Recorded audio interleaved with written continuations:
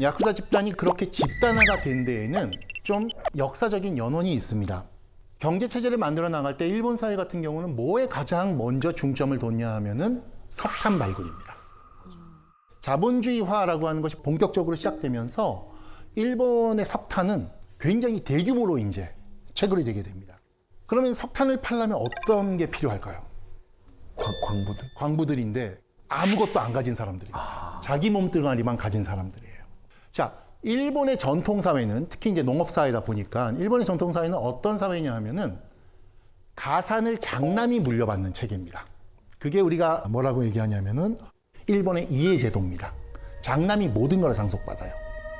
그러면은 차남, 삼남, 사남은 어떻게 되겠습니까? 떠나요. 떠나야 됩니다. 실제로 아무것도 못 물려받고 떠납니다. 그래서 도시부로 흘러 들어와서 굉장히 사회 저변을 형성하는 인구 집단이 됩니다.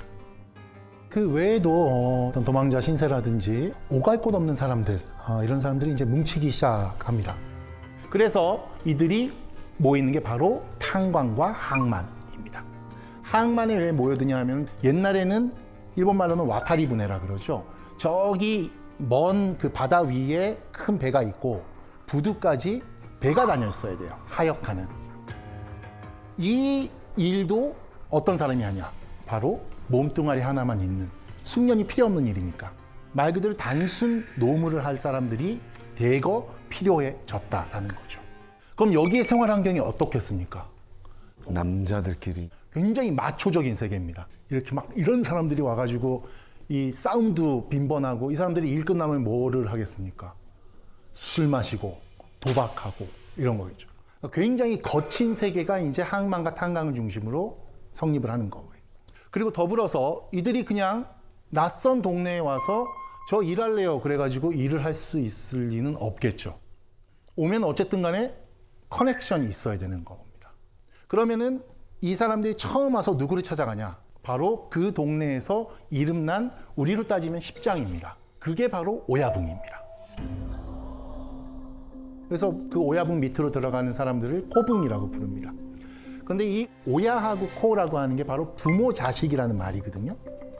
그래서 이거는 뭐냐 하면은 새로운 가족을 구성한다라고 하는 굉장히 상상적인 가족이 되는 거예요. 야쿠자라고 하는 게. 그래서 야쿠자라고 하는 조직들이 초창기에 보면은 여기저기 떠돌아다니면서 이제 그 집단, 그 그룹이 일을 찾아다니는 거죠. 그렇게 해서 3, 3, 5 모이기 시작한 게 바로 야쿠자의 원형입니다. 그래서 이런 말하자면은 뭐 10명 정도 규모의 하나의 구미, 이게 구미예요.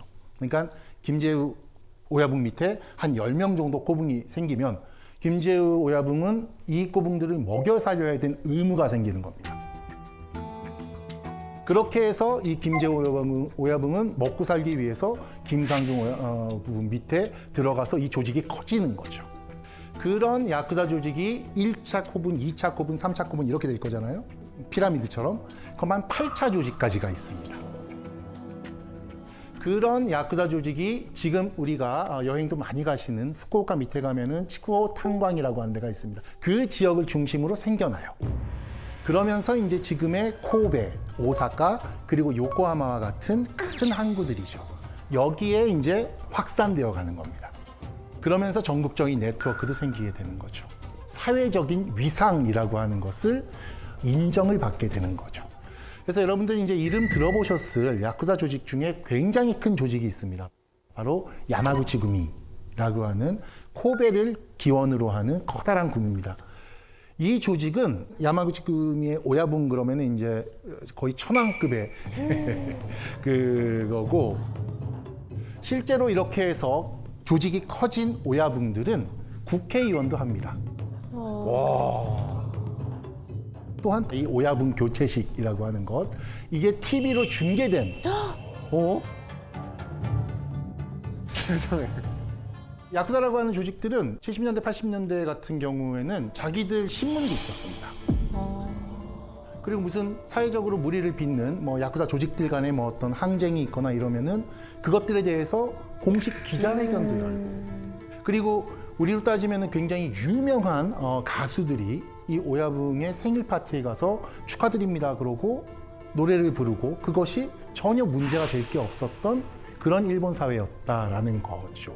나머지 야쿠자들은 사실 우리가 이미지하는 것처럼 화려한 생활을 보내거나 그러지 않아요.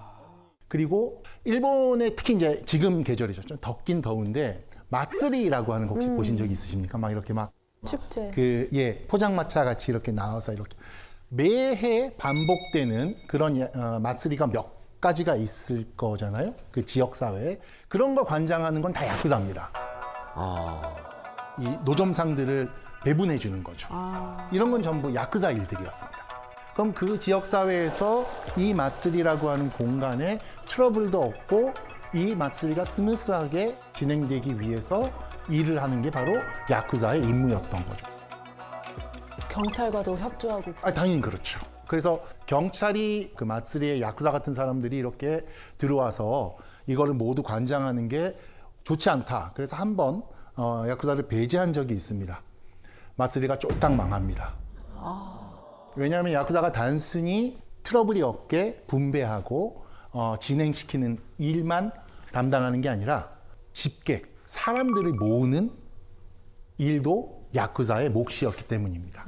그때 야쿠자가 마쓰리에 사람들을 많이 모이게 하고 즐겁게 진행될 수 있게끔 하는 원동력이 뭐냐면 바로 야쿠자들의 가오입니다. 가오, 얼굴이란 뜻인데 가오가 굉장히 중요합니다. 가오라는 말이. 예를 들어서 예전에는 전국구 사회가 아니라 지방별로 사회가 돌아갔기 때문에 도쿄에서 유명한 가수가 오사카 가서 공연을 해도 사람이 안 모이는 거예요. 그때 도쿄에 있는 가수가 오사카 가서 공연을 하려면 거기에 야쿠자 도목에게 편지를 보내면 누구누가 이제 가서 공연을 할 테니 그 공연을 좀 잘 좀 진행되도록 도와달라. 그러면은 가수의 콘서트에 사람들을 모으는 역할을 하는 겁니다. 흥행을 시키는 거죠. 그게 바로 야쿠자의 가오라고 하는 겁니다. 이거는 TV 시대가 열리기 전에는 야쿠자가 전부 흥행을 관장했었습니다. 왜 그러냐 하면은 지역의 가오가 흥행을 보장했기 때문인 거죠. 신뢰의 원천이 됐었던 거죠. 그래서 예능 이런 것들을 관장하면서 그 세계 안에서 이제 사는 거죠. 그럼 이 사람들은 뭘 하냐 하면은 기본적으로 야마구치금이라고 하는 배지를 달아야지 지역에서도 가오가 쓰는 거거든요. 그래야지 자기 생계를 유지할 수 있는 거죠. 가오가 유지가 되니까. 그냥 듣보잡 구미에서는 가오가 안 쓰는 거죠. 그러면은 그 가오를 유지하기 위해서는 상납금을 내야 됩니다. 회원들의 자발적인 회비로 운영되는 게 이 조직이지 사업을 하는 조직이 아니거든요. 그러다 보면 어떻게 되겠습니까? 이 조직원들, 밑에 조직의 조직원들은 열심히 돈을 벌어야 되는데 영세한 시골 야쿠자들은 돈 벌 길이 막막합니다. 이런 야쿠자가 그런데 몰락의 길을 걷게 됩니다. 64년도에 올림픽이 열리죠. 일본에서는 올림픽이 열리는데 일본 역시 원자폭탄을 2방 맞은 패망국이라는 이제 오명을 싣고 세계 무대에서 자신들은 굳건하게 이제 좀 민주적으로 평화적으로 재건을 했고 아직 건재하다는 걸 너무나도 과시하고 싶었던 그런 이제 야망이 있었던 거죠. 그런 메가 이벤트들을 유치하면서 사회를 물리적으로 또한 정신적으로 위생화라고 하는 그렇게 불릴 수 있는 그런 방향성으로 사회가 정비되기 시작합니다. 근데 그때 일본 정부의 발목을 잡은 게 바로 야쿠자입니다. 이제 야쿠자는 마치 올림픽 때 외국 사람들에게 이런 존재들이 보여서는 안 돼. 추방되어야 되고 제거돼야 될 존재라고 하는 형태의 인식이 생겨나고 그런 방식으로 이제 권력의 어떤 작용이 달라지게 되는 그런 과정을 겪게 되는 거죠. 그렇다면 이런 사람들이 어떻게 이제 그렇게 범죄 집단화 되어 가는가라고 하는 거는 80년대가 되면은 일본은 80년대에 세계에서 가장 잘 살고 돈이 많은 나라였습니다. 돈이 많으면은 보통 한국 사회도 어디로 가게 됩니까? 부동산. 부동산이죠. 일본의 80년대에는 일본은 사면이 바다고 경치가 좋은 게 굉장히 많기 때문에 리조트를 그렇게 많이 지었습니다. 그 리조트 건물들 거의 대부분에 야쿠자가 개입돼 있습니다. 그러면서 이제 도로를 비롯해서 사회 기반 시설을 야쿠자가 전부 관장했었습니다. 그런 식으로 이제 말하자면은 국책 뭐 혹은 커다란 어떤 인프라스트럭처를 만들어 나가는 그런 공사에 야쿠자들의 존재가 반드시 개입이 되었었던 게 일본 사회인 거죠.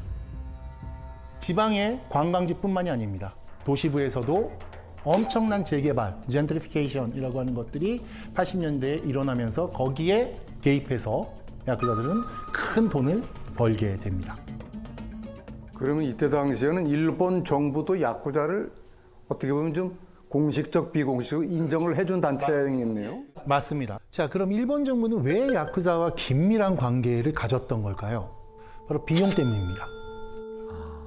정부 입장에서는 거기에 대한 인건비 혹은 인프라 구축 혹은 이제 노역비 이런 것들이 이제 절감이 되게 되고요. 이런 기업, 회사들 간의 분쟁 조정도 알아서 해결해주고 그리고 이제 커미션을 알아서 챙기고 가니까 사실 국가가 특정하게 개입을 하지 않아도 손안대고 쉽게 이제 코푸는 그런 이제 일이 가능해지는 이런 게 이제 야쿠자의 역할이었던 셈인 거죠.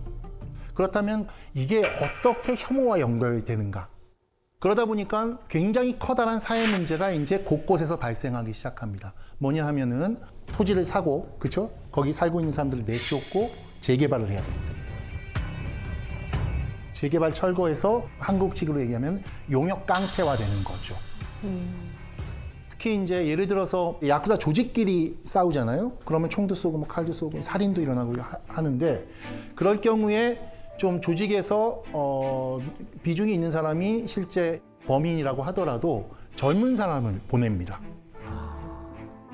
경찰에 자수를 시키는 거죠. 경찰도 압니다. 얘가 진범이 아니라는 것을. 하지만 걔를 잡아들입니다. 경찰도 야쿠자의 가오를 세워주는 거죠.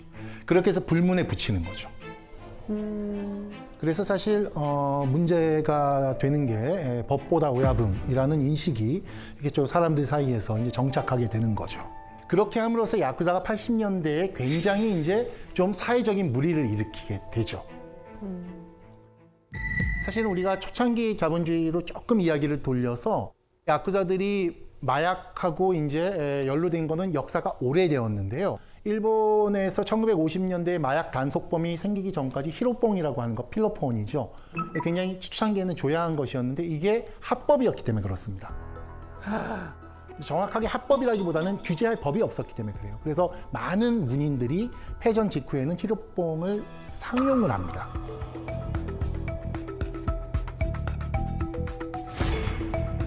그러다 보니까 당연히 어떻게 되겠어요?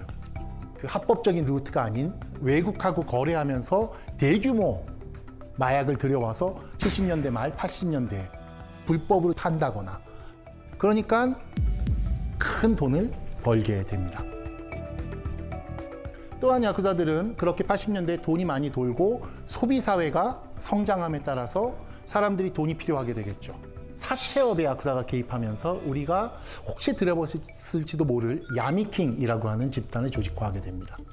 사실 사채업이라고 하는 것은 일본에서는 합법적으로 출발한 대부업이었는데 야쿠자들이 진출하면서 우리가 지금 흔히 알고 있는 가혹한 추심을 하는 엄청난 말하자면 이자를 붙여서 돈을 빌려주는 그런 대출업이 80년대에 이제 생기게 되는 겁니다. 그리고 그런 이제 사업에 손을 대면서 많은 자살자들을 낳게 되는 그런 사회 문제가 발생을 합니다. お前少ない頃なお前なんで僕で話しよるんかってお前大津さんところに照らしまんとくからお前きっちり取ったるけんな指加えて待っとけよお前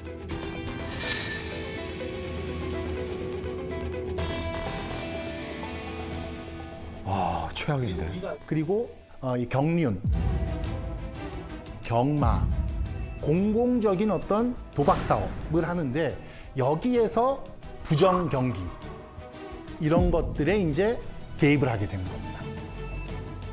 일본의 메이저 산업 중에 또 하나 야쿠자와 관련된 산업이 있는데 바로 호스트 산업입니다.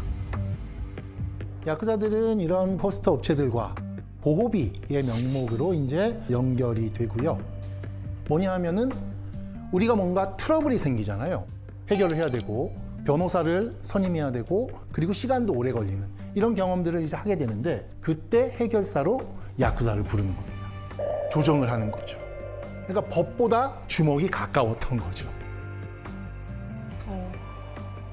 그러다 보니까 굉장히 커다란 사회 문제가 이제 곳곳에서 발생하기 시작합니다. 뭐냐 하면은 유흥업에서 가오를 이제 내세운다거나 도박장을 운영한다거나 대부업, 추심을 하는 이렇게 사회적 물의를 일으킨 야쿠자들을 어떻게 하기 시작하냐 하면은 더 이상 사회에서 이 사람들이 살아서는 안 된다라고 하는 방향으로 야쿠자의 제거라는 방향성이 생깁니다.